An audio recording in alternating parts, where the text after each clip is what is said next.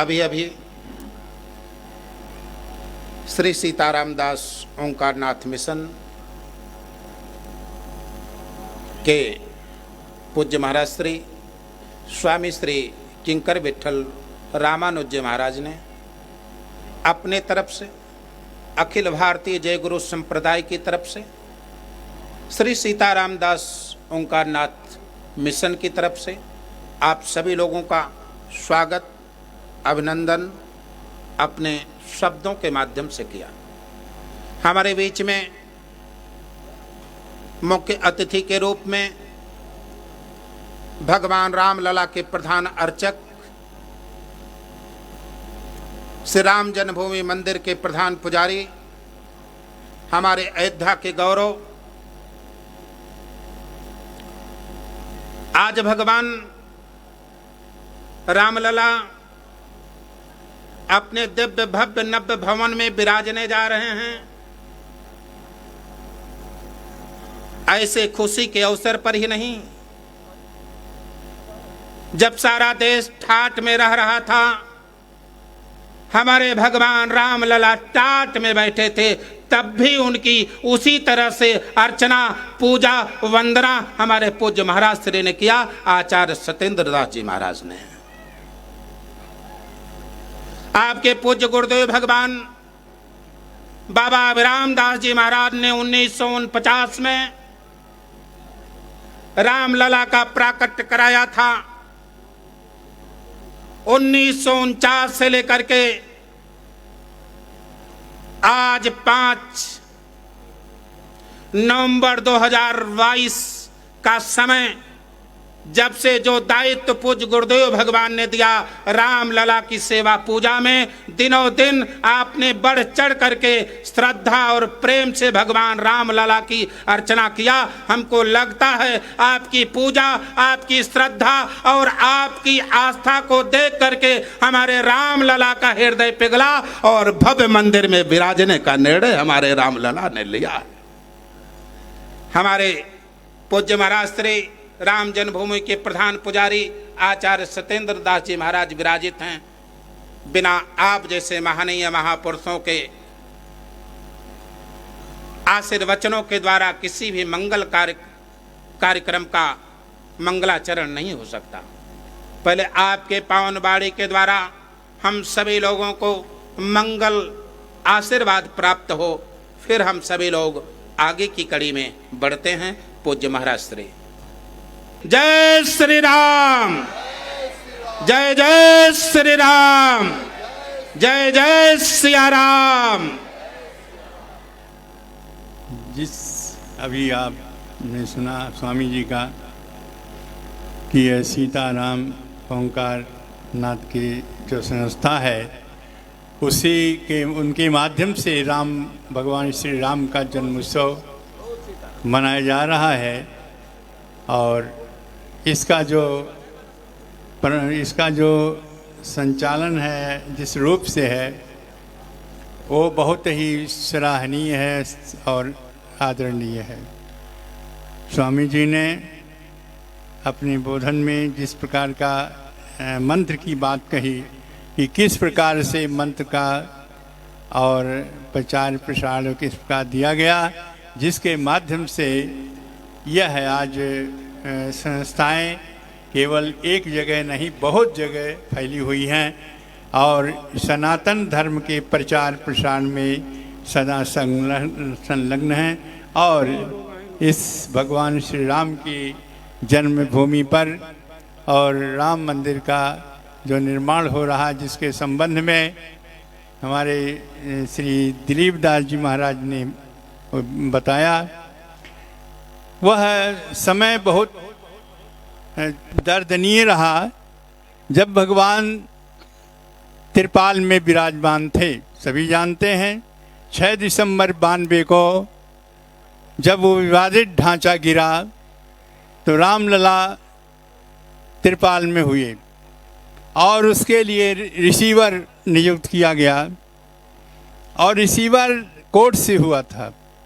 जो समस्या वहाँ उत्पन्न होती थी भगवान राम के पूजा अर्चना भोग राग में, उसके लिए हमको निवेदन करना पड़ता था इस रिसीवर से कि यह समस्या कभी त्रिपाल फट जाए, कभी वर्षा होने से परेशानी हो, कभी गर्मी से परेशानी हो। ये तमाम कठिनाइयाँ थी। ये 28 वर्ष तक 6 दिसंबर 92 से जो कठिनाई शुरू हुई, त्रिपाल में रामलला जी आए, तब से लेकर के और वो 28 वर्षों तक रामलला जिन परिस्थितियों में जिस समस्याओं को झेलते रहे, भगवान कहते हैं हम भक्त पराधीनम, मैं भक्त के अधीन हूँ। भक्त का कर्तव्य होता है कि भगवान को किसी प्रकार की कोई समस्या न हो और भगवान व्यवस्थित रहें। और बालक रूप राम विराजमान हैं। बालक रूप राम के लिए तो और ही कठिन समस्या रही, लेकिन उस समस्याओं को उनकी ही कृपा से 28 वर्षों तक उसको चलाते रहे और निवेदन करते रहे। पूजा अर्चना में किसी प्रकार की बाधा नहीं आने दिया, लेकिन जो रख रखाव की बात रही वह बहुत ही दयनीय रही। वर्षा होने से पानी भर जाता था और किसी प्रकार जो गर्मी का महीना था उस समय वह त्रिपाल उतना ज़ोरों से तपता था कि वहाँ रह नहीं जाता था, फिर भी रामलला वहाँ विराजमान थे। और ठंडी महीने में भी उसी प्रकार की समस्या रही। प्रकृति का प्रकोप बराबर वहाँ झेलना पड़ता था। और हम यह निवेदन करते थे, क्योंकि यह कहाँ है, आज शास्त्रों में वर्णन है कि भगवान की इच्छा के बिना एक पत्ता भी नहीं हिलता। और यह किस प्रकार से संभव होगा और कब होगा, लेकिन एक आशा जगी थी कि जब भगवान राम वनवास के लिए जाने लगे थे तो माता सीता से कहे थे कि वो जब जाने के लिए तैयार हुई तो उन्होंने कहा था कि दिवस जात नहीं लागहि बारा, सुंदर सिखमन सुनो हमारा। अब समय बीतेगा निश्चित है और आपको रहना चाहिए यहीं पर। तो यह है, समय बीता। 14 वर्ष के बाद भगवान श्री राम वापस आए और राज सिंहासन पर विराजमान हुए। उसी प्रकार से 28 वर्ष बीत गए, यह 30 वर्ष हो गया। 30 वर्ष तक रामलला अभी अब तो अस्थायी मंदिर में विराजमान हैं, जहाँ लोग जा कर के दर्शन करते हैं। और वहाँ पर जो है वो बहुत व्यवस्थित है। क्यों, उसके लिए ट्रस्ट बना है। ट्रस्ट ने अपनी देख रेख में सारी व्यवस्थाएं को कर रहे हैं। इसलिए इस समय रामलला विराजमान जो है वो सभी प्रकार से व्यवस्थाओं से सुरक्षित हैं। लेकिन 28 वर्ष तक बड़ी ही कठिनाइयाँ, बड़ी भी समस्याएं थी। जैसा दिलीप दास महाराज जी ने कहा कि यह 5 वर्षों की प्रतीक्षा रही और हमारे तमाम ऐसे जो भक्तगण जो समर्पित थे भगवान राम के, वह बलिदान हो गए। बहुत लोगों ने जान गंवा दिया, बहुत लोग चले गए, शहीद हो गए। लेकिन कभी भी हिंदू धर्म और जो राम भक्त थे कभी पीछे नहीं हटे, इसके लिए लड़ते रहे। अब आकर के उस समय आया जो भगवान राम का भव्य मंदिर बन रहा है। लगभग 50% तक मंदिर बन के तैयार हो गया है।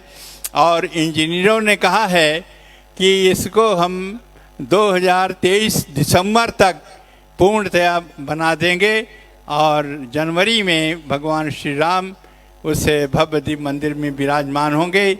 लेकिन जो कठिनाइयाँ थी, जो समस्याएं थी, वह अब नहीं है और वह और भी भव्य दिव्य रूप लेने जा रहा है। जो मंदिर में जब विराजमान हो जाएंगे राम, तो निश्चित है राम भक्तों की जी आशा थी, जो जिज्ञासा, जो भावना थी कि ये हमारे प्रभु त्रिपाल से हट करके और भव्य दिव्य मंदिर में कब विराजमान होंगे, ऐसी धारणा रखने वाले राम भक्तों की जो इच्छा है वह शीघ्र ही पूर्ण होने वाली है। और मैं आशा करता हूँ कि भगवान रामलला सभी का कल्याण करें और सभी को सुख शांति रखें। और भक्तगण जो आशा रख रहे हैं कि भगवान श्री राम का दर्शन हम भव्य दिव्य मंदिर में करें, वह समय आ गया है और 1 वर्ष की प्रतीक्षा और है। 1 वर्ष के बाद निश्चित है भगवान श्री राम लला अपने विराजमान होंगे भवदीप मंदिर में, और वह अलौकिक मंदिर बन रहा है, अपने आप में अद्वितीय है। यह प्रयास किया जा रहा है कि वह मंदिर ऐसा हो जो आने वाले विश्व पर्यटक इसको देखें तो देखने के बाद ये समझें कि हाँ, यदि मंदिर कोई है तो रामलला का है, वो अयोध्या में है। तो अयोध्या का मंदिर विश्वविख्यात हो, इस दृष्टिकोण से मंदिर का निर्माण हो रहा है। आशा करता हूँ कि निश्चित राम भक्तों का और आप सभी का जो इच्छा है, भावनाएं हैं, वो पूर्ण होगी और आप लोग शीघ्र ही वह भव्य दिव्य मंदिर में विराजमान रामलला का दर्शन करेंगे। और यह आशा के साथ, और जो कठिनाइयाँ हुई उसको मैंने बता दिया, लेकिन वो समस्याएं अब नहीं है, समस्या से शांति अब है और उन्हीं की कृपा से होता है। वह स्वयं 14 वर्ष तक वनवास झेल चुके हैं, ऐसे राम को 28 वर्ष तक उस प्रतिमा की जो व्यवस्था करना पड़ा वो बहुत कठिन रहा, लेकिन वो कठिनाई समाप्त हो रही है। अब और नज़दीक आ रहा कि जब भव्य मंदिर पर रामलला विराजमान होंगे। यह आशा और विश्वास के साथ मैं इसी शब्दों के साथ भगवान श्री रामलला के चरणों में अपने वाणी को अर्पित करते हुए समर्पित करता हूँ। जय श्री राम, जय श्री राम, जय श्री राम।